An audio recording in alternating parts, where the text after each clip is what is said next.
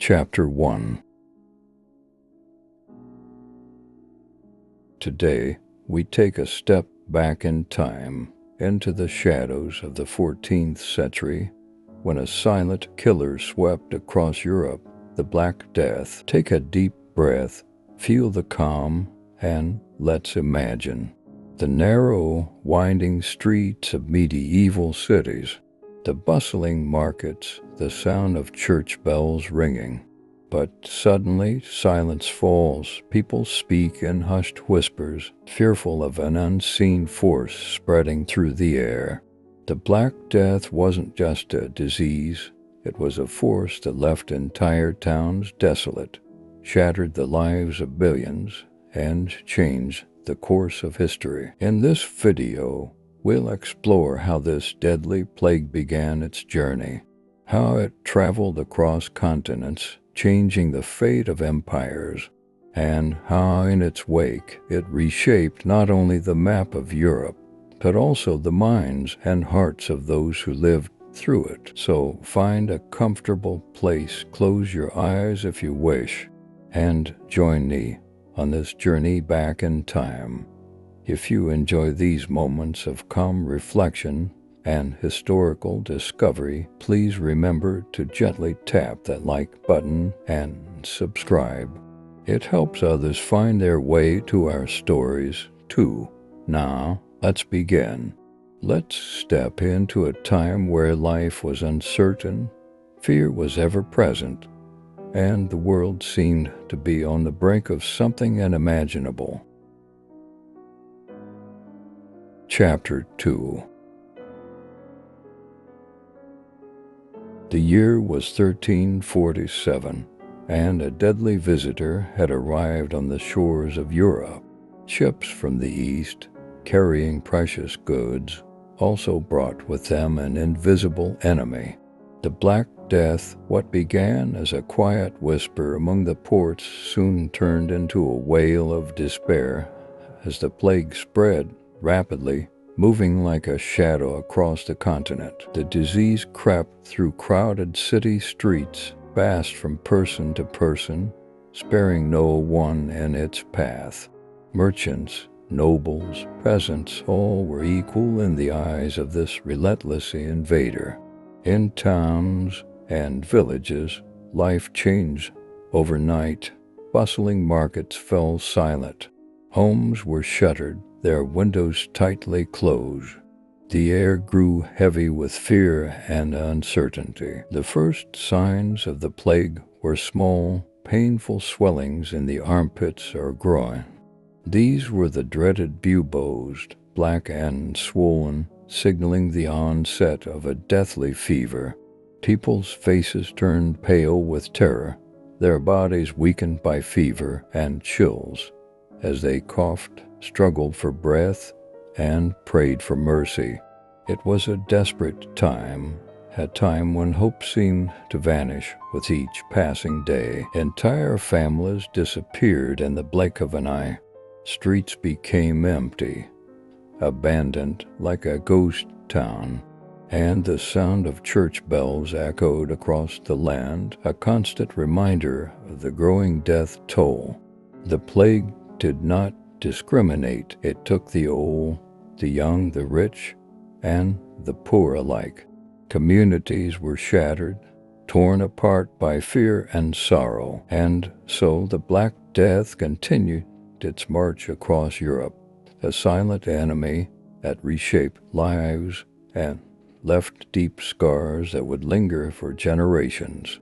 As we delve deeper, we will see how this terrible plague changed the world forever. Chapter 3. Imagine life in medieval Europe. The narrow streets of bustling towns filled with the sounds of merchants calling out their wares, children playing, and church bells ringing in the distance. People lived close together in small wooden houses with thatched roofs, sharing their days between the market, the fields, and the church. But then something began to change. Fear crept through these crowded streets, replacing the sounds of daily life with a heavy silence. The Black Death had arrived. Suddenly, the streets that were once filled with life became deserted. Windows were closed tight, doors were locked, and whispers of the plague could be heard behind every wall. The familiar faces of neighbors and friends slowly disappeared, replaced by a sense of dread and uncertainty. Those who fell ill were marked by the dark swellings that appeared on their bodies, followed by fever and unbearable pain. Families huddled together, unsure of who would be next. The sick were often abandoned by their loved ones, left to die in isolated rooms, with only the sounds of distant church bells accompanying them to their final rest. The plague was not just a physical sickness, it was a sickness of the spirit. People began to question their faith, their neighbors, and even their own survival. The markets, once filled with laughter and trade, now stood empty. Priests walked the streets offering prayers to frightened souls.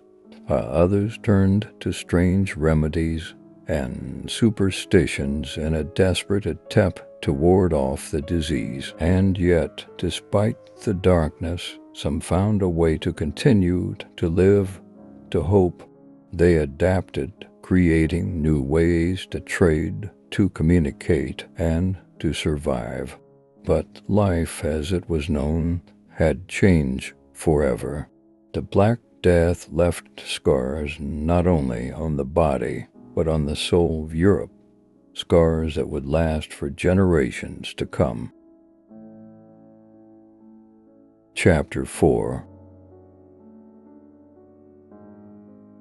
In the midst of the plague's shadow, a figure emerges from the fog.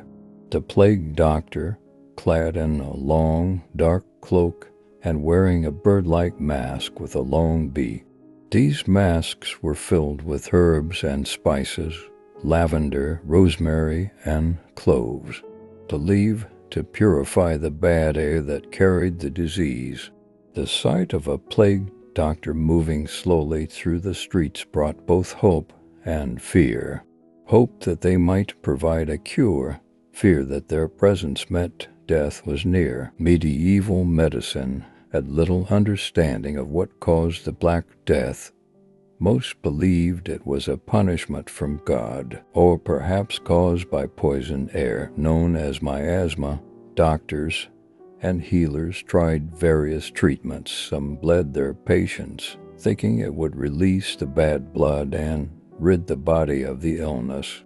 Others used leeches or applied strange concoctions of herbs and spices directly to the skin. These doctors faced immense challenges, armed only with their masks, cloaks, and primitive tools. They walked from house to house, offering what little comfort they could.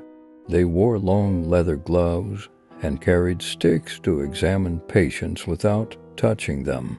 Their methods were crude, but in a world with no answers, any attempt at treatment was better than none. Fear spread faster, and the disease itself. People tried desperate measures to protect themselves, ringing church bells to ward off the evil spirits, burning aromatic woods, or carrying sweet-smelling flowers. Some sought refuge in prayer, believing that the plague was a divine test. Others blamed the stars, the weather, or even strangers who seemed immune to the illness. And yet, through this time of uncertainty and fear, these plague doctors became symbols of both the helplessness and the hope of a world in crisis, trying to make sense of the unknown and to find light in the darkest of times. Chapter 5.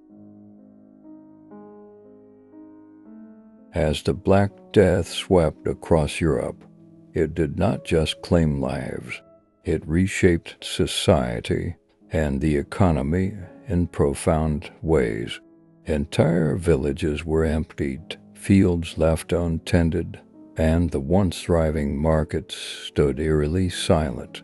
With the sudden loss of nearly a third of Europe's population, labor became scarce, and the old feudal order began to crumble. Landowners, desperate for workers, were forced to offer better wages and conditions to attract the few remaining peasants. This shift began to empower the lower classes, giving them new leverage against the nobility that had controlled their lives for centuries. The traditional bonds of feudalism, where loyalty and service were exchanged for protection and land, were breaking down. The plague also sparked widespread social unrest. People, confused and afraid, searched for someone to blame. They turned against outsiders, travelers, and even their own neighbors. Suspicion and fear led to acts of violence, and communities that had once stood together were torn apart. Religious faith was both shaken and strengthened. Some saw the plague as divine punishment, turning to the church for salvation, while others lost faith in an institution that seemed powerless to stop the suffering. Economically, the impact was severe. With so many dead, trade slowed to a trickle. Ships remained docked, merchants went bankrupt, and goods were left to rot. The prices of basic necessities like food soared, while luxury items became almost impossible to find. Yet, in this chaos, a new middle class began to emerge. Those who survived found opportunities in the gaps left by others, becoming merchants, artisans, and landowners. The Black Death was a period of great loss, but also great change. It marked the beginning of the end for feudalism and laid the groundwork for the modern economy. The social and economic fabric of Europe was forever altered. And in the darkness of the plague's shadow, the seeds of a new world were quietly being sown. Chapter 6. By the mid-1350s, the Black Death had finally begun to loosen its grip on Europe. The once unstoppable force of death and despair seemed to fade, leaving a shattered continent in its wake. Towns and villages slowly began to repopulate, and the silence that had settled over bustling markets and city streets was gradually replaced by the sounds of life returning. Yet Europe was not the same. The world was forever changed. The plague had claimed millions of lives, wiping out nearly one-third of Europe's population. Families were torn apart, communities left in ruins. But as the disease receded, something remarkable began to happen. People who had survived found new opportunities in the spaces left behind. Labor shortages meant higher wages and better conditions for workers, and for the first time, the lower classes had bargaining power. The feudal system that had once seemed so permanent began to crack, leading to social upheavals and changes that would redefine Europe's future. The rigid social order was challenged, as those who once had little now had the chance to rise. The plague had taught a harsh lesson about mortality, but it also sparked a hunger for knowledge, change, and progress. On the religious front, faith was both shaken and renewed.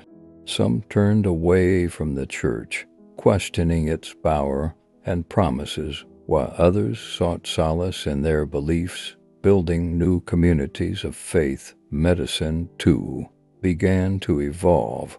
The devastating impact of the plague pushed scholars to search for new cures, to better understand disease and to challenge old ideas about health and healing. And so the Black Death, while bringing immense suffering, also paved the way for a new era, an era marked by curiosity, exploration, and a drive to better understand the world. The scars of the plague would remain a constant reminder of its deadly force, but from these scars grew the seeds of a new beginning, a world forever changed by an unseen enemy. Chapter 7. The Black Death, though centuries have passed, continues to leave its mark on our world today. This deadly pandemic, which once swept across Europe, reshaped societies, economies, and even the way we view health and disease.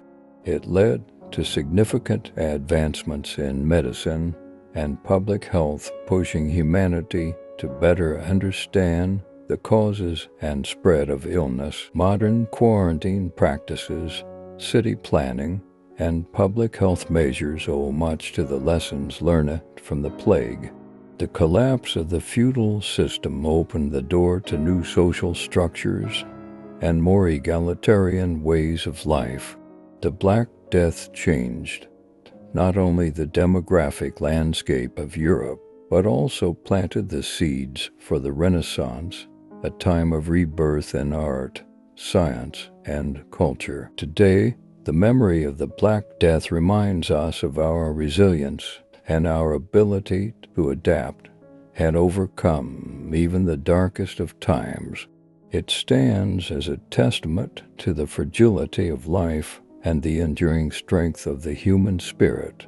As we reflect on the past, we can see how far we have come, and yet how some lessons remain ever relevant.